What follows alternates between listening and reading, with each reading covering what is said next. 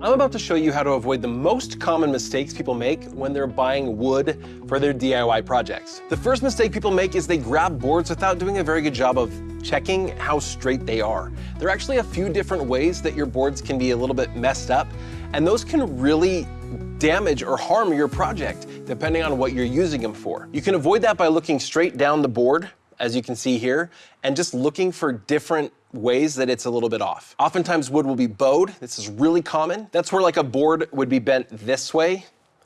It could be warped, which is a little bit more of a general term, but oftentimes that's what people are talking about when they take a board this way and see kind of a curve there. It can also be called a crook.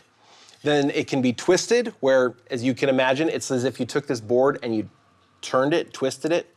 Or there's a cup, where you get kind of a shape like this. And a cup is actually really, really common in a lot of boards, especially boards that are wider. And oftentimes these things are actually really easy to spot. Just look down the length of the board and look for how straight it is.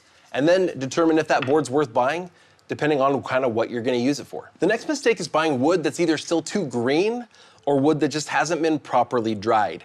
Now, most of the lumber you're gonna buy at any sort of lumber yard or, the store is probably kiln-dried wood, and that's what you want. Now you can see if the wood's been kiln-dried by looking at the stamp on the wood, which is something that you're gonna see at least on like studs and other dimensional lumber. If it's not stamped because it's a nicer, more finished piece of wood, then you might have to look it up on the website for the store to just make sure that it's been kiln-dried.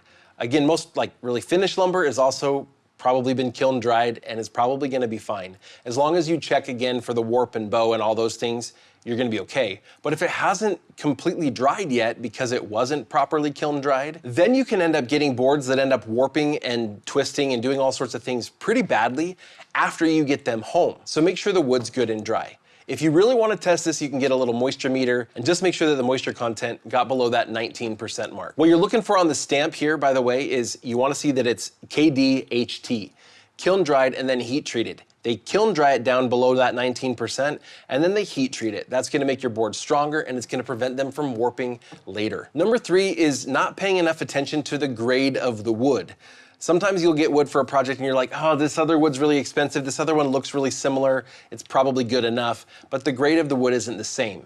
And when you try to use lower grade wood for kind of finished grade type projects, you're not gonna end up with a very good finished product. So it's important to know the difference between construction grade lumber, like stud lumber, that kind of stuff, versus a select grade or a finished grade.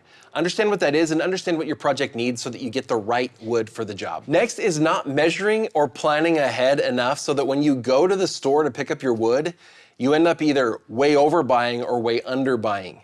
That's because it's really easy to over or underestimate if you don't actually do the work of figuring out what you're going to need.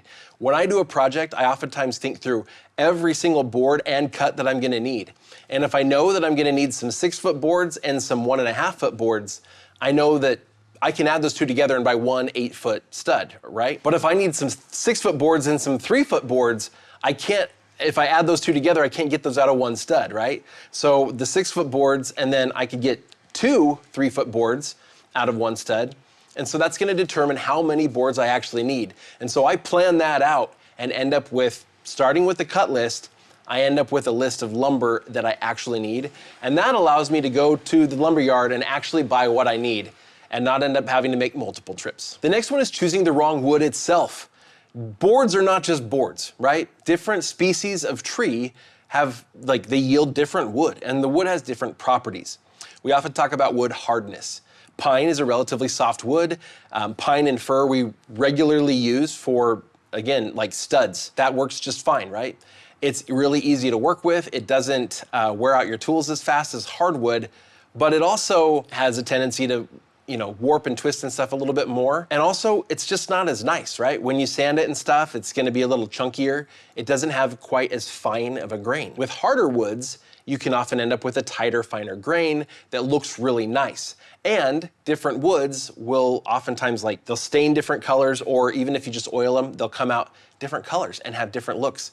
And it can be really, really beautiful. But using hardwood for a project that doesn't need hardwood is oftentimes not ideal. One, because it's gonna cost more, but two, it's also gonna wear out your tools.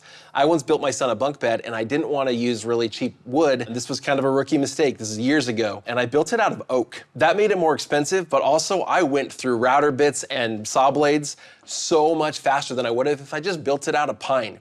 It's also freaking heavy. So understand the project that you're doing and what kind of wood is gonna be good for that project. Do a little bit of research online. Go ask AI. I'm building a bunk bed. What species of wood would be good for this? You're like, oh, well, I want something that's gonna look a little nicer than, just pine for a bed frame, but maybe I can get away with some kind of like maple or walnut would look really nice, but not be quite as heavy. So just understand what your needs are and buy the right kind of wood. The next is overlooking defects that actually are gonna impact the wood. A lot of times you're gonna find boards that are gonna have cracks through them or that are gonna have big knots. And you need to understand how those are gonna impact the strength of the wood, if that is important, or how those are gonna impact the finish of that wood, if you're looking for a really nice finish. Certain knots can look really pretty, but sometimes they'll end up just kind of getting knocked out and you end up with a hole in the board. And if that's in a place where you can't really have a hole in the board, that's gonna be problematic. So look at the boards and see what those defects are, or see what those blemishes are, and determine if that's something you can accept or not. Especially look at the ends of the boards where you're gonna tend to have more cracking, and just make sure that whatever things that they do have, that's not gonna impact your project. The next mistake people make is not considering that wood has the tendency to expand and contract with changes in temperature and changes in humidity. So when you're designing your project and figuring out how much wood you're gonna need and what wood you're gonna need, all that kind of stuff, just plan into it some room for expansion and contraction. That's a completely normal phenomenon. It's gonna happen. So don't plan for the wood to all be, too tight together. Obviously, there are certain things where you need it tight and there's gonna be room for expansion and contraction on the end. But just understand, that's gonna happen. And that can lead to your wood cracking and other issues if you don't plan for it. The next one is mixing different wood species if that wasn't intentional. Different wood species, like I said earlier, are gonna stain differently, they're gonna wear differently, and so over time you can end up with a really mismatched look. That can be intentional. It can be really, really cool to have two completely different looking finishes. If that's intentional and part of the design, do it. If it's not, just recognize that if you're gonna mix different species of wood, you're gonna end up with a different look and it's probably gonna look mismatched. Next is paying premium for boards that are either longer or that are nicer, when in the end you're actually just gonna be cutting away quite a bit. You can go buy stud 2x4s that are 8 feet even. You can go buy sometimes that are a little bit longer, and you can buy some that are slightly shorter. And if you're buying the slightly shorter ones and they cost just slightly less, but you're using them literally for framing a wall, an 8-foot wall, recognize that those slightly shorter boards are cut to that length because they're intended to fit between a sill plate, a base, and the plate at the top, and so they're actually exactly right for an 8-foot wall. Don't pay more for a slightly longer board when you're just gonna have to cut them all down anyway. Likewise, don't pay more for boards that are really, really good all the way to the ends when you're doing a project that doesn't need the full length of the board and you're gonna be cutting some off anyway. It's okay to spend a little bit less on lumber that might be a little bit more defective, again, especially on the ends, if you're just gonna be cutting a lot of that off. And then the next mistake is not factoring into it waste and mistakes. That's a part of projects. We talked earlier about planning so that you make sure that you buy enough lumber and that you don't way overdo it, right? We wanna plan ahead, but we also wanna build in a little bit of contingency. There's gonna be a chance that when you get home, some of the boards are not gonna be in as good a shape as you thought.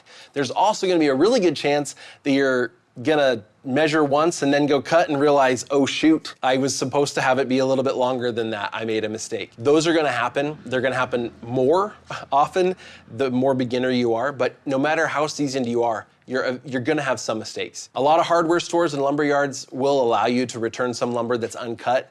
And so buying a little bit too much is oftentimes better than having to make a bunch of trips when you're in the middle of a project. I'd rather have to return stuff after I'm done with a project all in one trip than have to make 5 trips to the store to pick up little things that I missed here and there. So those are 10 really common mistakes DIYers make when they're buying wood for their projects. What other mistakes have you seen or maybe made yourself? I'd love to hear about it in the comments below. And for all kinds of practical advice for DIYers, you're gonna wanna make sure you're subscribed to this channel. There's tons of great content already here and a lot more on the way. So subscribe to the channel now, ring that bell so you can get the notifications, and we'll see you all in our next video.